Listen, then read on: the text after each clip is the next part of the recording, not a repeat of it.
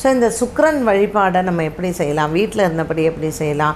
வெள்ளிக்கிழமை காலையில் இப்போ உங்கள் வீட்டில் சொன்ன பேச்சை கேட்காத பசங்க இருக்கும், கெட்ட பழக்கங்களுக்கு அடிமையாக இருக்கக்கூடிய பசங்க இருக்கும், கணவர் அதை மனைவியை விட்டுட்டு பிற பெண்ணிடம் ஒரு காதல் வயப்பட்டு பொண்டாட்டியை விட்டுட்டு போன கணவன்மார்கள் இருப்பாங்க. இந்த மாதிரி இருக்கிறதுக்கு வெள்ளிக்கிழமை காலையில் 6 to 7 இது சுக்கிரஹோரை, இல்லைன்னா ஈவினிங் 8 to 9 இதுவும் சுக்கிரஹோரை தான். இந்த சுக்கிரஹோரையில் நவகிரகத்தில் இருக்கக்கூடிய சுக்கிரனுக்கு 6 விளக்கு நெய் விளக்கு ஏற்றி மொச்சை தானம் பண்ணுறது நல்லது.